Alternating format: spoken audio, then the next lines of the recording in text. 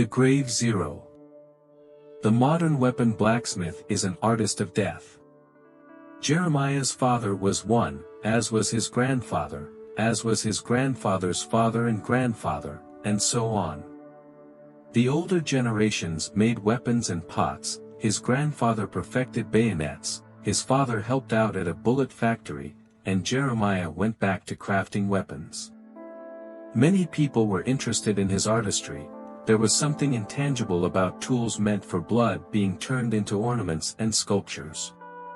Jeremiah had the care to make them sharp, to make them capable of being used for blood, like their ancestors. Thus, he was an artist of death. That aside, the profession brought good money. Buyers were few, but blacksmiths were even fewer, and the people his business attracted understood the value of what he did, and they paid accordingly.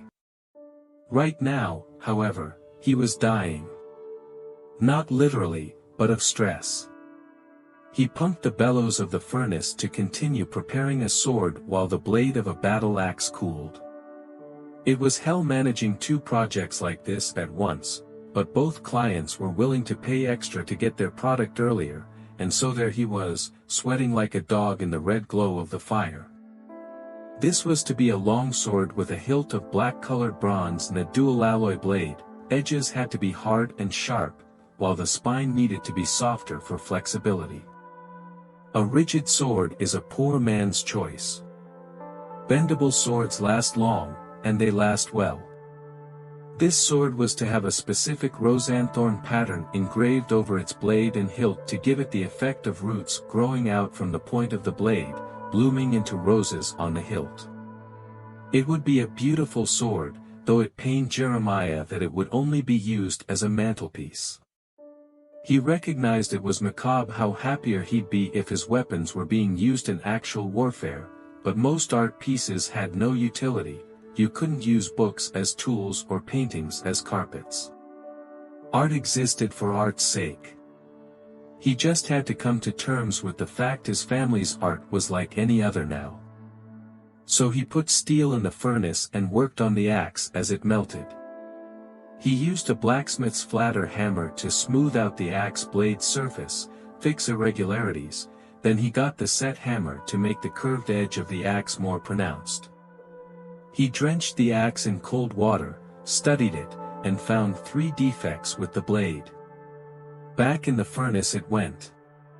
Jeremiah would do this as many times as needed until the blade came out perfect. He took the sword's blade's metal out of the furnace, poured it over the mold he had prepared earlier. A while later he grabbed it with thick tongs, set the metal over the anvil, and used the straight peen hammer to spread the material and roughly sketch the sword's straight edges, then used the ball peen hammer to draw out the longsword's shape better than his mold could. It was after spending the better part of an hour working that blade, drenching it in water, inspecting the results, and setting it to dry before putting it back into the furnace, that he heard the bell of his shop's door ringing. A client had come in. "I'll be a minute," he said. He hurried up, taking his gloves and apron off and wiping the sweat off his forehead, hoping the client wasn't a kid. He hated it when kids entered his shop just because it was cool. They always grabbed the exposed swords despite the many big signs telling them not to.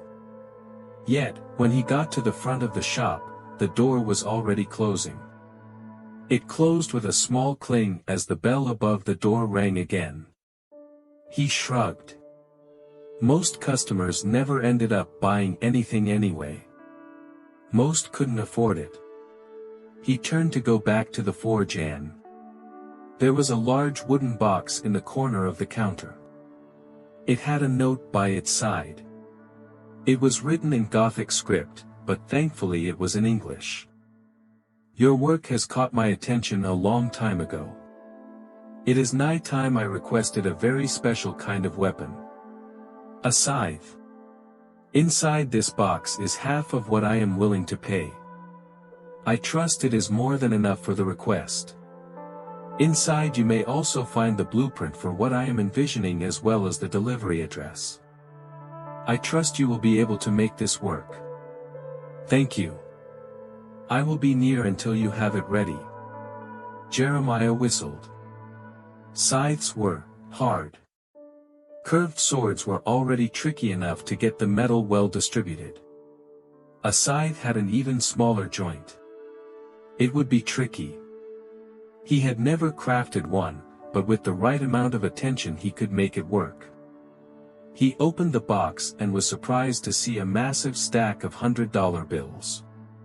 True to the note's word, there was a neat page detailing the angle of the scythe's curvature, its exact measurements and proportions, and even the desired steel alloys. This was someone who knew exactly what they wanted. Perhaps another blacksmith wanted to test him, see if he could stand up to the challenge. So he started counting the money in between breaks for forging the sword and bettering the axe, heart thundering each time he went back to the accounting. The upfront money was 4 times as much as what he asked for his best works. This was an insurmountable payment, the likes of which his blacksmith ancestors had never seen. And this was a challenge. It had to be. God, he had never felt so alive, so gloriously alive. His father and grandfather had trained him for this moment. He had this more than covered. Tomorrow morning he'd get up and get started on making a battle scythe. Scythes had 2 main parts, the snath, or the handle, and the blade. The mystery client had requested a strange material for the snath, obsidian. Pure, dark obsidian. Getting the obsidian was hard, and he wasn't used to working with stone, but he'd have to manage. He called a guy who knew a guy who knew a guy, and after a hefty payment, he was told he'd get his block of obsidian. This would be a masterwork, so every penny would be worth it. Hell, he was invested more for the sake of his art than for the final payment. He also called his local steel mill to get a batch of high-carbon steel. While not great for swords and other large weapons, this steel was great at holding an edge. Scythes are thin objects, mostly made of edge. This was the right choice. While waiting for everything to arrive, he gave the finishing touches to the axe and continued working on the sword. He was nearly over with them when the block of obsidian was delivered to his store. He called another friend of his to give him a few tips on how to work with obsidian. The problem was that obsidian was basically a glass, a natural, volcanic glass. It was a brittle material, so carving out a curved shape would be tricky. He had to be okay with a certain degree of roughness. His friend was more surprised that he even had the money to buy an entire block of it. It was usually distributed as small chunks, because intact blocks, apart from being hard to find, were expensive to ship. So he got started, switching from working the snath to taking care of the blade. He got the steel in the furnace, turned on the ventilators, and his real work began. Days blended to night and nights blended to weeks. His soul soundtracked the ring of metal against the anvil, his soul exercised the rising of the hammers and their descent over the iron. This was his domain. This was his life. Slowly, the blade grew thin, curved. After each careful tapering of the heated metal, Jeremiah would check the measurements. Everything had to be perfect. Everything had to be right by the millimeter. The blade had to be deadly thin and strong for centuries. It had to be perfectly tempered, perfectly hardened. The snath was altogether a different experience. He was in uncharted territory. It was a good thing he'd bought such a huge chunk of obsidian, otherwise he'd have wasted it all on failed attempts. Obsidian was so jagged, so brittle, he kept either cracking the snath outright, or making it too thick or too thin in certain places. He had to get the perfect handle, and then he had to create, somehow, the perfect cavity to fix in the tang, the part of the blade shaped like a hook that would connect the blade to the handle. This constant switching of tasks and weighing different choices made weeks roll by without his notice. Jeremiah skipped meals, then had too many meals, skipped naps, slept odd hours, but none of that mattered. He had a goal, and he'd only be able to rest once his goal was achieved.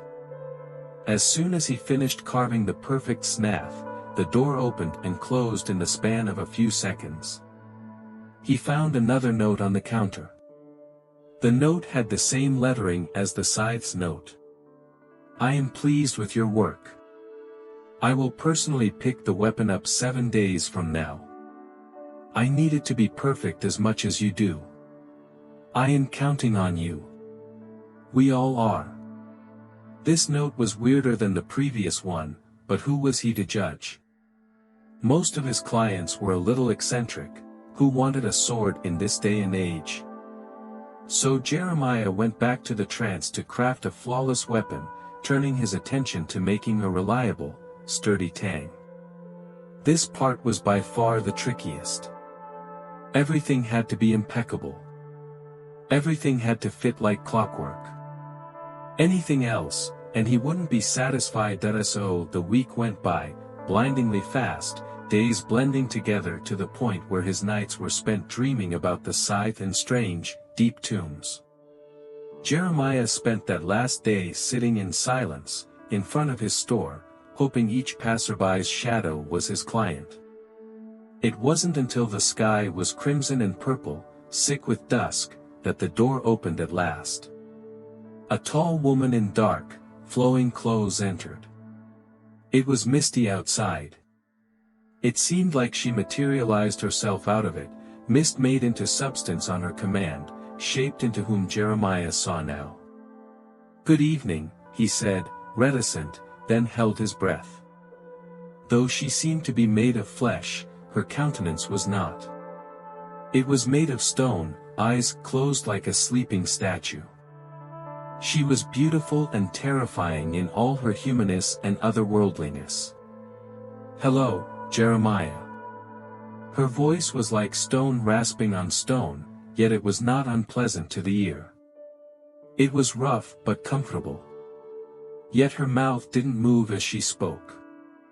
"It is ready." This was a statement, not a question. She was speaking directly into his mind, somehow. A thought crept up on him, and his heart beat so strongly his chest hurt.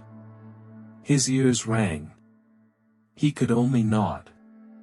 "It is," he croaked. Her clothes, the weapon she'd ordered, the mist, the sharp colors of dusk. Everything made sense. He knew who his client was, or, at least, who they were pretending to be. "I apologize for not introducing myself. I am Death." A bead of sweat rolled down the sides of his temples. Had it come for him? So early? It was a surprise she existed, but that he could deal with.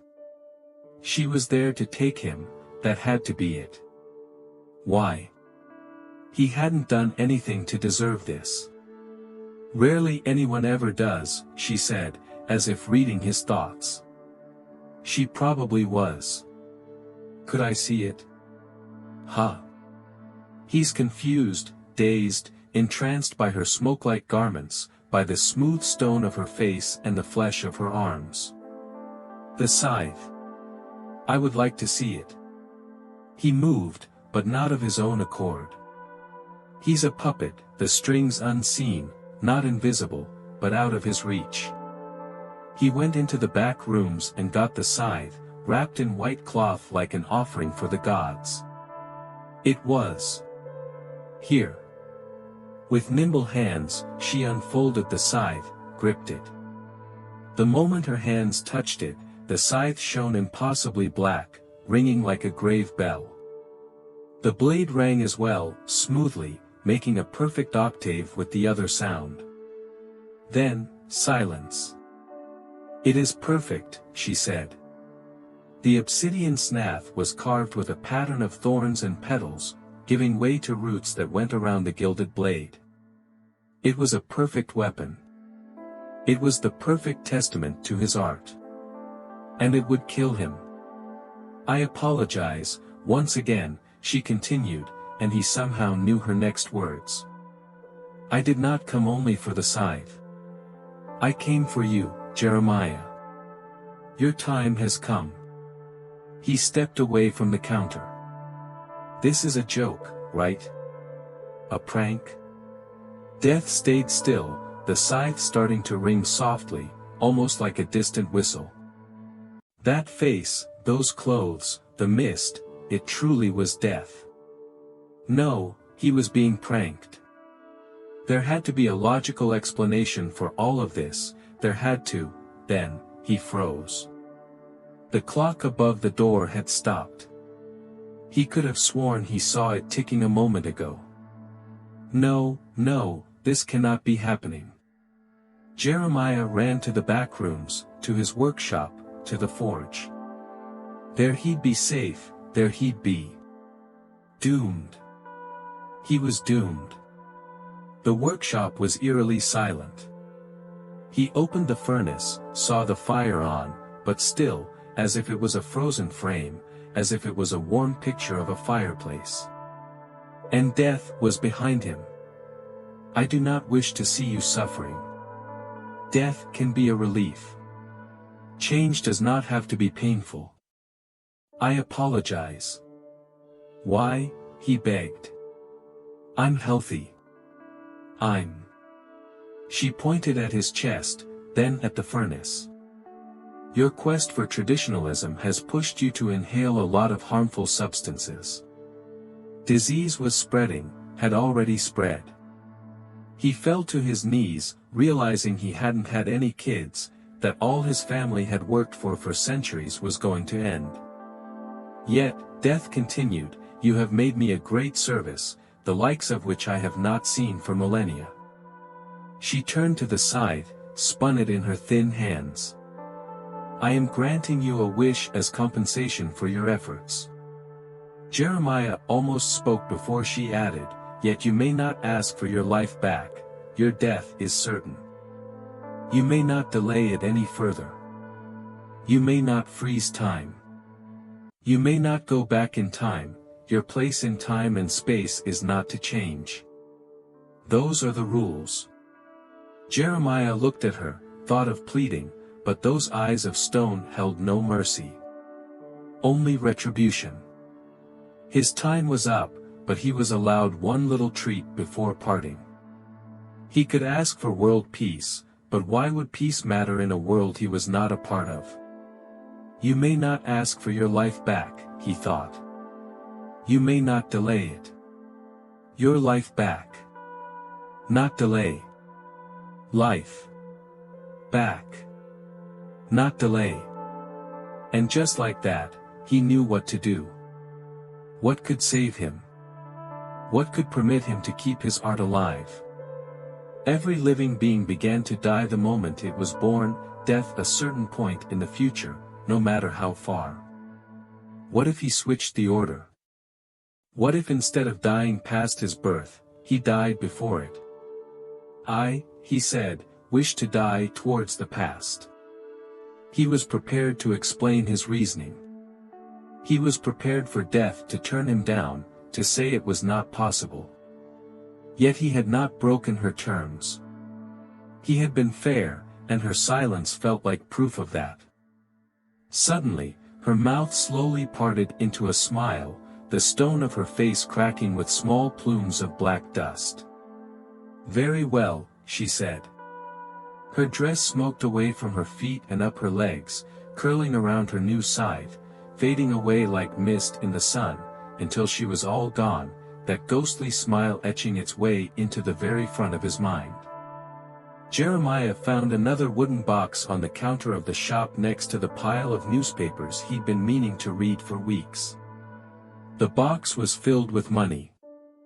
He had gotten his payment. He had kept his life. He smiled in a way not wholly different from death. He woke up the next day with a new shine in his eyes. Yesterday felt like a dream, like a pocket of unreality that lived inside his mind only. Perhaps that was the case. He ran his mind through what he had to do and, for some reason, kept manically thinking of a scythe. He didn't do scythes. They were tricky, far trickier than swords. Yet he was somehow aware of the process of making one, of the quick gist of the wrist he had to do to get the shape down. After breakfast and getting dressed, he noticed he had left his phone in his shop the day before, so he went straight there, entering through the back of the shop. Everything was laid out as if he had actually made a scythe. The molds, the hammers laying around, a chunk of glass like black stone. Obsidian? Gods, he had to go to a doctor. He nearly stumbled with the spike of anxiety that went through him as he realized that if he truly had made a scythe, then the other aspects of his dream were also true. Death. It's all in your mind, Jeremiah told himself. All in your mind. Yet, when he got to his phone, he had 2 messages from 2 separate friends telling him he looked ill in the last photo he posted on his blacksmithing blog, asking him if he was okay. He opened the blog, and it was true. His eyes were somewhat sunken, his cheeks harsher. He appeared to be plainly sick. That didn't scare him. Scrolling up his last posts, however, did. He looked even worse in the previous post, even worse in the one before that, and so much worse in the one before that one. He scrolled up again, and he didn't appear in the photo. The photo was just of his empty weapons store, but that photo had previously included him. He didn't appear in any of the previous blog posts. There was no trace of him. He ran to the bathroom, checked himself in the mirror. He was still there. He pinched himself on the arm, on the neck, on his cheeks. He was still there, God damn it. He sped back home, went straight for the box in the attic that held his childhood photo albums. He appeared in none. None. There were pictures of his father playing with empty air where he had been. Pictures of his mother nursing a bunch of rags and blankets, a baby bottle floating, nothing holding it. There was a picture of him holding the first knife he forged, except the knife was floating too. There was a picture of his first day playing soccer, except he was missing from the team photo. There was his graduation day, showing an empty stage. He touched his face. Still there. He scrolled through his phone's gallery, seeing the same pictures he had put up on his page. It was as if he was decaying at an alarming rate, except backwards in time, disappearing from the photos from 3 days ago and never reappearing. As if he had died 3 days ago. As if he was dying backwards.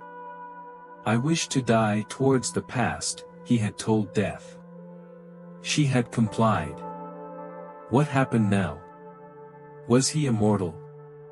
Would anyone even remember him? If photos of him 3 days prior were gone now, then what about his friends' memories? His close family was dead, but he still had friends. God, he had clients. He had an enormous list of weapons to craft, he had a year-long waiting list. What would he do? He called one of the friends who had texted him, and as soon as he picked up, Jeremiah asked, "How did you meet me? Do you remember?" "What? Dude, are you okay? Just answer. Please." "I think it was, huh?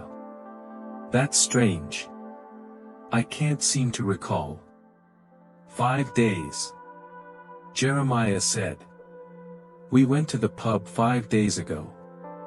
We talked about your ex-girlfriend and about another thing." "What was that thing?" "We went to the pub," his friend asked. Jeremiah hung up, heaving, sweat beading on his forehead. He felt dizzy, the world spinning and spinning, faster and faster. That bastard Death, she had smiled. Smiled. She had known the consequences of his wish and gone with it all the same. He should have died. His father had drilled him on why he should never try to outthink someone older than him, and he had tried to outthink death of all things. What was even older than death? What did his father used to say? Deep breaths, my boy. Deep breaths. Take your problem apart. There's gotta be a first step you can take somewhere. Search it, find it, and take it. Then repeat until everything's over. If he could live as long as he wanted from now on, all he had to do was recreate his life. Find new friends and the like. That was not impossible. He could do this. This would not stop him. If he had infinite time, then he could become the best blacksmith humanity had ever seen. Slightly invigorated and desperate for something to take his mind off all of this, Jeremiah went back to his shop. As he went, he felt himself forgetting the pictures he'd just seen. What were they? Who was the child that should have been in the pictures? A moment of clarity came, and he realized his memories were fading too. Of course they were. If he had died days ago, then the man who remembered his own childhood was also dead. He got to the shop, placed the box full of money still on the counter inside his safe, and glanced at the newspaper on top of the pile of newspapers he'd been meaning to read. The latest was from 4 days ago, and it was his village's weekly newspaper. A small square on the left bottom corner of the cover had the following headline: Unnamed tomb in St. Catherine's Cemetery baffles local residents. He dove for the newspaper like a hungry beast going after dying prey. The article was short, and all it added to the headline was that no one could say when that tomb had first appeared. Jeremiah combed the newspaper pile and found the previous week's newspaper, which also had an article on the unmarked tomb, yet the article was written as if the journalists had just discovered the tomb. Oh no. Oh no no no. If this was supposed to be his tomb, then it meant no one would ever remember him, as the memory of his identity would vanish, for he had died long ago, in the past. Every time someone stumbled on anything that could remind them of Jeremiah, they would forget it and be surprised to find it again. It would mean his immortality was beyond useless. He was immortal, but an invisible blot to everyone else. He got in his car and drove to the cemetery, 5 minutes away from his shop. Sure enough, there was no sign of his tomb. He went straight to the library at full speed, nearly killing himself in 2 near misses with other drivers. He parked in the middle of the street, sprinted the steps up to the library, and went straight to the middle-aged lady at the counter. "Excuse me, I need to see the newspaper records," he blurted out. "The Weekly Licky more specifically." "Yes." She took as long to say that one word as he took for the whole sentence. "Your library card." "You need your library card for that?" he asked. "Oh, yes. My friend is already in the room and he has it," he lied. "Which way is the room again?" "The records are in the basement," she said. "Come with me, I'll take you there. I just need to check the card, no need for you to run upstairs and make a ruckus." She took so long to talk it was unnerving him. "Basement? Thanks." And he was off. He went down the old, musty steps, and into the dusty darkness of the basement. He wasted no time searching for the switch and used his phone's flashlight instead. He found the boxes containing the local newspaper and rummaged through them, paying no heed to the warnings to take care of the old paper. The tomb kept on being rediscovered. The older the newspaper was, the older the tomb seemed. The oldest edition there was 70 years old, and the yellowed photo showed a tomb taken by vines and creepers, the stone chipped and cracked, like a 70-year-old tomb. It made perfect, terrifying sense. He died towards the past, thus his tomb got older the farther back in time it was. How the hell was he getting out of this mess? By dying? By striking a deal? How could he find death again? How did he make her come to him? How? How? He went to the first floor of the library and found the book he was searching for, one he'd stumbled across in his teens because of a history project. It was a book written in the late 1800s by the founders of the town about the town itself. Jeremiah searched the index of the book and found what he was searching for. A chapter named The Tomb. In it was a discolored picture of his tomb and a hypothesis of how that tomb was already there. The stone was extremely weathered, barely standing, but there's no doubt about what it was. His tomb.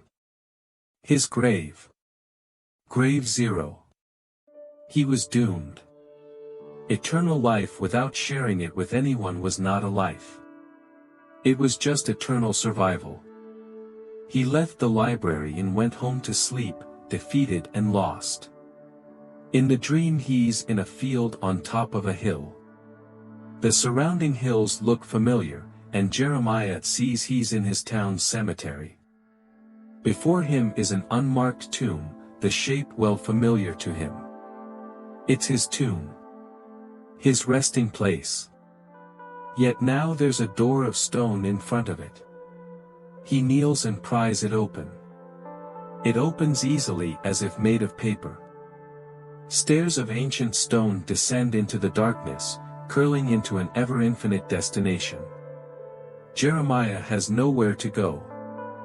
No time to live any longer. He died, and presently lives. He knows that is not right. It is time to fix his mistakes. So he takes the first step, descends, sees the stairwell is not as dark as he thought. Though the sky is now a pinprick of light above him, there's another source of light farther down. The level below has a door of stone as well. He opens it and sees a blue sky, the same hills, but a different fauna. There are plants he's never seen, scents he's never smelled, and animals he's never seen. He sees a gigantic bison, a saber-tooth, and a furry elephant, a mammoth. He should be surprised. Awed, even. But he's numb. He's tired. He's out of time. He looks at himself in a puddle and sees a different version of himself.